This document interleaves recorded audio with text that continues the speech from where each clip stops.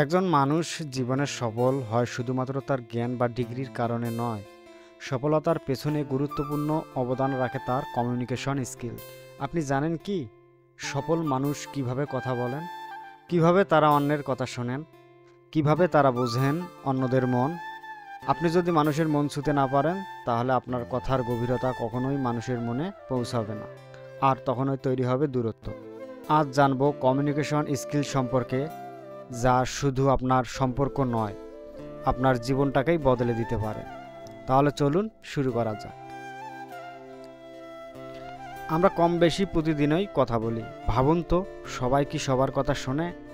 কারণ কথা বলা আর বোঝাতে পারা এক জিনিস নয়। যে মানুষ নিজের মনের কথা স্পষ্টভাবে প্রকাশ করতে জানে, সেই কেবল নেতৃত্ব দিতে পারে, সেই গড়ে তুলতে পারে গভীর সম্পর্ক। জীবনের প্রতিটি ক্ষেত্রে, পরিবার, অফিস বা বন্ধুত্ব, কমিউনিকেশন স্কিলসের ভূমিকা অপরিসীম। একটা ভুল বোঝাবুঝি নষ্ট করে দিতে পারে বছরের পর বছর গড়া একটি মধুর সম্পর্ক। আবার একটা সঠিক কথায় তৈরি করতে পারে আজীবনের বন্ধন। শ্রবণ মানে এটা কেবল কান দিয়ে শব্দ গ্রহণ নয়, এটা মন দিয়ে অনুভব করা এবং হৃদয় দিয়ে গ্রহণ করা।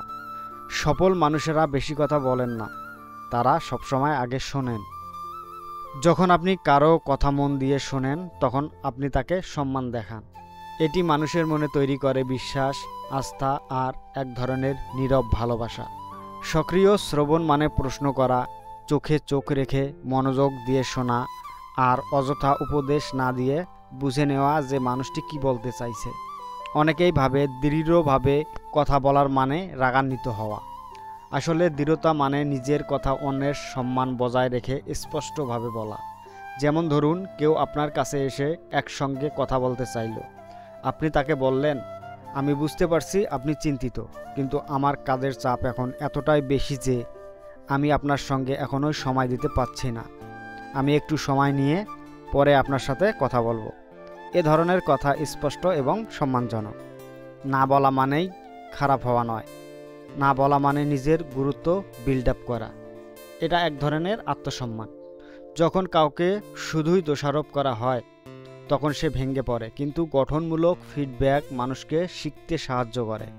যেমন ধরুন, তুমি এই কাজটা বেশ ভালো করেছো, তুমি যদি আরও একটু সময় নিয়ে করো তাহলে আরও নিখুঁত হবে। এভাবে বললে অপমানিত না হয়ে অনুপ্রাণিত হয়। এ ধরনের ফিডব্যাক কাউকে ছোট করে না, বরং তার উন্নতির পথে চালিত করে। এভাবেই সম্পর্ক, দল এবং প্রতিষ্ঠান এগিয়ে চলে সামনের দিকে। সবার আগে প্রয়োজন মানুষের মন বোঝা। তাকে বলুন, আমি তোমার অবস্থাটা বুঝি, আমি পাশে আছি। এই দুই লাইনে এমন এক শক্তি আছে যা সম্পর্ককে রক্ষা করতে পারে হাজারো ভুল বোঝাবুঝির মাঝেও। সহানুভূতি মানে দুর্বলতা নয়, এটি এক গভীর শক্তি যা মানুষকে একে অপরের কাছাকাছি টানে, ভালোবাসার বন্ধন গড়ে তোলে। কমিউনিকেশন স্কিলস কোনো ট্রিক বা টেকনিক নয়, এটি এক ধরনের মন মানসিকতা, শ্রদ্ধা এবং মানুষের সঙ্গে সত্যিকারের সম্পর্ক গড়ার আন্তরিক প্রচেষ্টা। আজ থেকে একটি ছোট অভ্যাস শুরু করুন। কথা কম বলুন এবং অন্যের কথা বেশি শুনুন। খুব যত্ন করে কথা বলুন, কারণ একটা শব্দ কখনো কখনো সম্পর্কের মাঝে দূরত্ব তৈরি করতে পারে। আপনি যদি চান আপনার কথা যেন মানুষ মনোযোগ দিয়ে শুনে, তাহলে আগে আপনি তাদের কথা হৃদয় দিয়ে শুনুন। আপনার কাছের মানুষ, সহপাঠী, বন্ধু সবাই আপনার প্রতি আকৃষ্ট হবে যদি আপনি এই কমিউনিকেশন স্কিলটিকে বাড়াতে পারেন। ভিডিওটি যদি ভালো লাগে তাহলে অবশ্যই লাইক দিন, প্রিয়জনের সঙ্গে শেয়ার করুন, আর চ্যানেলটিকে সাবস্ক্রাইব করতে ভুলবেন না। আগামী পর্বে আবার দেখা হবে কোনো মোটিভেশনাল ভিডিও নিয়ে। সে পর্যন্ত এই ছোট্ট অভ্যাসটি জীবনে প্রয়োগ করতে শুরু করুন। দেখবেন একদিন জীবন নিজেই আপনার জন্য বদলে যাবে।